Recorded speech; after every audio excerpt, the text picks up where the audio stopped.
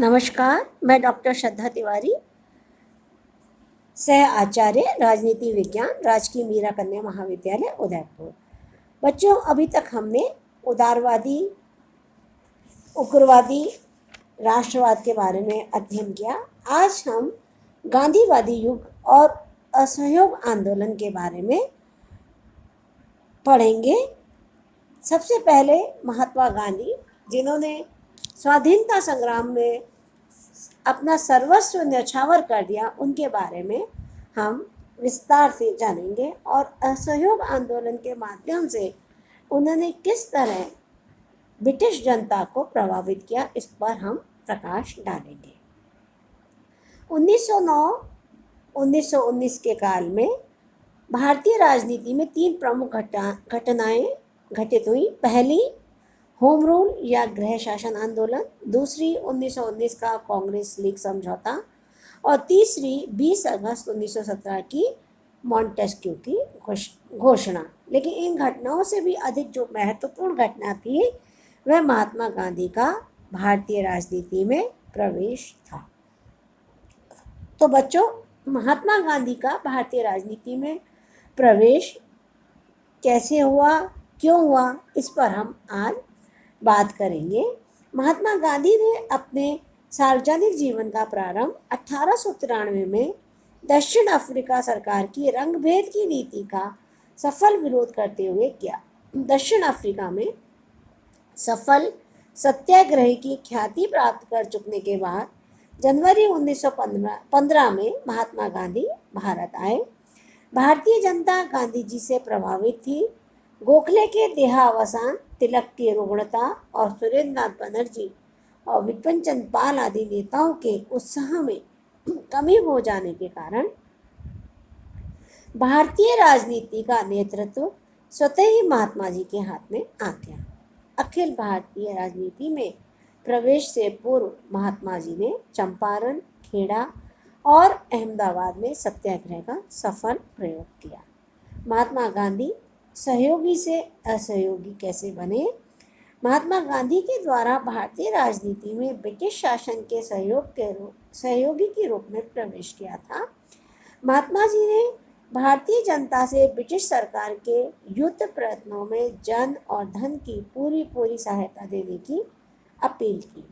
शासन के द्वारा भी उन्हें केसर-ए-हिंद भी उपाधि प्रदान की गई, किंतु ऐसी घटनाएं हुई जिनके कारण महात्मा गांधी सहयोगी से असहयोगी हो गए और उनके द्वारा ब्रिटिश सरकार के विरुद्ध असहयोग आंदोलन प्रारंभ किया। तो बच्चों, असहयोग आंदोलन जिसने भारतीय राजनीति में अपनी अहम भूमिका निभाई, जिसने स्वतंत्रता संग्राम में अपनी अहम भूमिका निभाई, अब उसके बारे में हम आगे चर्चा करेंगे। असहयोग आंदोलन की पृष्ठभूमि। जनता में घोर निराशा और असंतोष। युद्ध काल में भारत राष्ट्र ने ब्रिटेन को जन और धन से भरपूर सहायता दी थी और युद्ध से भारतीय राष्ट्रवाद को अपूर्व प्रोत्साहन प्राप्त हुआ। अब भारतीय जनता स्वतंत्रता और लोकतंत्र के सपने को संजोने लगी थी, लेकिन कुछ घटनाओं ने जनता की आशा को निराशा में बदल दिया और उनमें घोर असंतोष फैल गया। शासन के द्वारा युद्ध व्यय के रूप में जोर जबरदस्ती से और भारी मात्रा में धन की वसूली और आवश्यक वस्तुओं के मूल्य में असाधारण वृद्धि के कारण जनता का प्रत्येक वर्ग आर्थिक कष्ट से गुजर रहा था और इस स्थिति के लिए ब्रिटिश सरकार को उत्तरदायी मानते थे। प्लेग, इन्फ्लुएंजा और अकाल की स्थिति में शासन की घोर उदासीनता ने भारतीयों के अंदर असंतोष फैला दिया। दुखदायी बात तो यह थी कि युद्ध के प्रारंभिक चरण में जितनी तेजी और जोर जबरदस्ती से सेना में भर्ती की गई थी, अंतिम चरण में उतनी ही तेजी से छंटनी प्रारंभ कर दी। इससे हजारों लोग बेरोजगार हो गए और जनता ने अनुभव किया कि यह सरकार घोर स्वार्थी है। Rowlatt act. ब्रिटिश सरकार युद्धकाल के बाद भी आतंकवादी तत्वों पर नियंत्रण के नाम पर दमनात्मक शक्तियां अपने हाथ में बनाए रखना चाहती थी। अतः भारत के सभी वर्गों के विरोध के बावजूद रॉलेट कमेटी की रिपोर्ट को कानूनी रूप देते हुए रॉलेट एक्ट बनाया गया, जिसके अनुसार किसी भी व्यक्ति को गिरफ्तार कर उसे मनमाने समय तक नज़रबंद रखा जा सकता था। 18 मार्च 1919 को रॉलेट एक्ट पारित हुआ, जिसने मोतीलाल नेहरू के शब्दों में अपील, वकील और दलील की व्यवस्था का अंत कर दिया। नेक्स्ट, जलियांवाला हत्याकांड। महात्मा जी ने रॉलेट एक्ट के विरुद्ध सत्याग्रह प्रारंभ करने का निश्चय किया। सत्याग्रह का प्रारंभ सार्वजनिक हड़ताल के माध्यम से करते हुए 30 मार्च 1919 को संपूर्ण देश में हड़ताल करने का निश्चय किया, किंतु बाद में यह तिथि 6 अप्रैल कर दी गई। 6 अप्रैल को सारे देश में शहर और गांव में पूर्णतया अधिकांशतया शांतिपूर्ण हड़ताल हुई। सरकार ने कुछ स्थानों की हिंसात्मक घटनाओं के आधार बनाकर दमन चक्र प्रारंभ करते हुए 7 अप्रैल को महात्मा गांधी को गिरफ्तार कर लिया। पंजाब में ब्रिटिश सरकार का विरोध करने के लिए विशेष उत्साह था और पंजाब के गवर्नर माइकल ओ डायर जनता पर शक्ति प्रयोग करने के लिए बेचैन थे। 10 अप्रैल को प्रातः अमृतसर के डिप्टी कमिश्नर ने किसी कारण से पंजाब के 2 प्रसिद्ध नेताओं सत्यपाल और डॉक्टर किचलू को धर्मशाला में नज़रबंद कर अमृतसर से निष्कासन के आदेश दे दिए। जनता ने इसका विरोध किया और स्थिति तनावपूर्ण हो गई। रॉलेट एक्ट और सरकार के इन कार्यों का विरोध करने के लिए 13 अप्रैल 1919 को अमृतसर के जलियांवाला बाग में एक सार्वजनिक सभा हुई और इस सभा में सैनिक शासन के प्रमुख जनरल डायर ने अनावश्यक और अंधाधुंध गोली वर्षा की, जिसके वजह से 800 व्यक्ति मर गए और 2000 से ज़्यादा घायल हो गए। इस हत्याकांड का उद्देश्य सारे पंजाब में आतंकित माहौल को उत्पन्न करना था। इसके बाद भी बच्चों सैनिक शासन घोषित कर दिया गया। अमानवीय व्यवहार और दमन जारी रखा गया। मनमानी गिरफ्तारियां, कोड़ों की मार, मई की तपती दोपहर में विद्यार्थियों को 16-16 मील मार्च कराना दमनकारी शासन के प्रमुख अंग थे। इसका प्रभाव यह पड़ा कि राष्ट्र के मन और मस्तिष्क पर व्यापक पड़ा। प्रभाव, कवि रविंद्रनाथ टैगोर ने अपना सर का खिताब छोड़ दिया और वायसराय की कारणी के सदस्य शंकरन नायर ने मार्शल लॉ जारी करने के विरोध में कार्यकारिणी से त्यागपत्र दे दिया।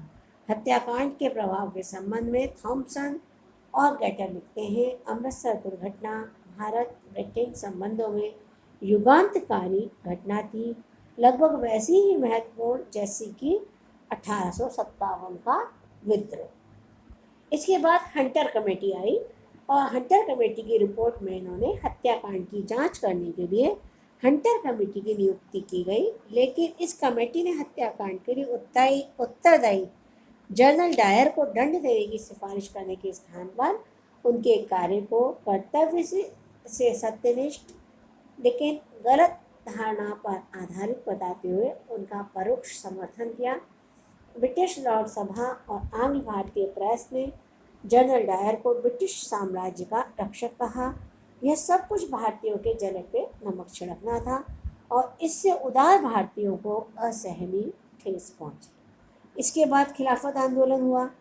तो इस आंदोलन में महायुद्ध में ब्रिटिश सरकार ने भारत के मुसलमानों को टर्की के सुल्तान की स्थिति बनाए रखने के संबंध में कुछ आश्वासन दिए थे, लेकिन युद्ध के बाद ब्रिटेन ने टर्की के साथ जो सेवर्स की संध्या की, उसके द्वारा इन आश्वासनों को भंग कर दिया गया। इस संधि के द्वारा टर्की के सुल्तान के अधिकार छीन लिए गए।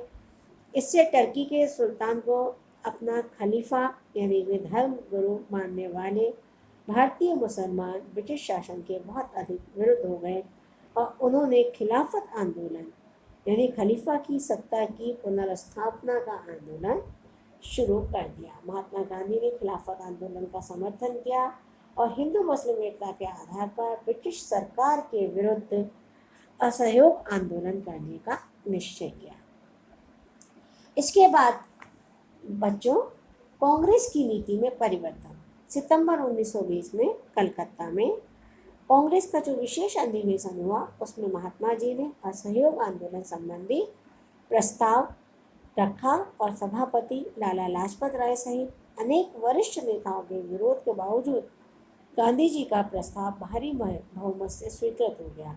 दिसंबर 1920 के नागपुर अधिवेशन में महात्मा गांधी का प्रस्ताव पुनः भारी बहुमत से स्वीकृत हुआ और अधिवेशन में एक प्रस्ताव पास कर गांधी जी को शांतिमय और अहिंसक आंदोलन करने के समस्त अधिकार दे दिए। असहयोग आंदोलन के कार्यक्रम और उसकी प्रकृति। तो बच्चों, अब हम असहयोग आंदोलन की क्या रूपरेखा रही, उसका भारतीय राजनीति पे क्या प्रभाव रहा, इसके ऊपर चर्चा करेंगे। सन 1919 का वर्ष भारतीय जनता के लिए असहयोग का संदेश लेकर आया। असहयोग आंदोलन का उद्देश्य यह था कि ब्रिटिश भारत की जो भी राजनीतिक, सामाजिक और आर्थिक संस्थाएं हैं उन सबका बहिष्कार कर दिया जाए और इस प्रकार सरकार की मशीनरी को बिल्कुल ठप कर दिया जाए। इसके प्रमुख कार्यक्रम थे सरकारी, वैतनिक तथा अवैतनिक पदों पर उपाधियों का त्याग। दूसरा, सरकारी और अर्ध सरकारी स्कूल और कॉलेजों का बहिष्कार। तीसरा, 1919 के अधिनियम के अंतर्गत होने वाले चुनावों का बहिष्कार। चौथा, सरकारी अदालतों का बहिष्कार। पांचवा, विदेशी माल का बहिष्कार। छठा, सरकारी और अर्ध सरकारी उत्सवों और समारोह में उपस्थित न होना। सातवां, भारतीयों द्वारा मेसोपोटामिया में सैनिक, क्लर्क या मजदूर के रूप में कार्य करने से इनकार करना। उपयुक्त निषेधात्मक कार्यक्रम के अतिरिक्त कार्यक्रम के सकारात्मक पक्ष भी थे, जिनमें निम्न बातें प्रमुख थी। पहली, राष्ट्रीय स्कूल और कॉलेज की स्थापना। दूसरी, पारस्परिक विवाद तय करने के लिए निजी पंचायतों का उपयोग। तीसरा, बड़े पैमाने पर स्वदेशी का प्रचार। चौथा, हाथकरघा और बुनाई उद्योग का जीर्णोद्धार। और पांचवा, अस्पृश्यता का आंदोलन। आंदोलन का सूत्रपात गांधी जी ने अपने केसर-ए-हिंद के पदक को वापस देकर किया। सेठ जमनालाल बजाज ने अपनी राय बहादुर की उपाधि और ऑनररी मजिस्ट्रेटी छोड़ दी। स्थान स्थान पर हजारों विद्यार्थियों, नेताओं द्वारा राष्ट्रीय शिक्षण संस्थाओं की स्थापना की गई, जिसमें बिहार विद्यापीठ पटना, गुजरात विद्यापीठ अहमदाबाद, तिलक महाराष्ट्र विद्यापीठ पूना, मुस्लिम विद्यापीठ अलीगढ़ और काशी विद्यापीठ काशी की स्थापना की गई। इन राष्ट्रीय विद्यालयों के स्नातकों ने देश सेवा के कार्य में प्रशंसनीय योगदान दिया। अदालतों के बहिष्कार संबंधी कार्यक्रम के अंतर्गत देश के अनेक प्रमुख वकीलों ने वकालत छोड़ दी। विदेशी वस्त्रों के बहिष्कार में लोगों ने अपूर्व उत्साह दिखा। स्थान स्थान पर विदेशी वस्त्रों की होली के अपूर्व दृश्य देखे गए। शराब और विदेशी वस्त्र की दुकानों पर पैकेटिंग की गई। स्वदेशी को लोकप्रियता प्राप्त हुई और हाथकरघा व हाथ बुनाई को प्रोत्साहन मिला। कांग्रेस महासमिति ने अपनी मार्च 1921 की बैठक में 1 करोड़ रुपया एकत्रित करना निश्चय किया और इस कोष से तेजी से राशि एकत्रित होने लगी। कांग्रेस महासमिति ने 30 लाख स्वयंसेवकों की सूची और 20,000 चरखे तैयार किए। आंदोलन की विशेष बात हिंदू और मुस्लिम एकता थी।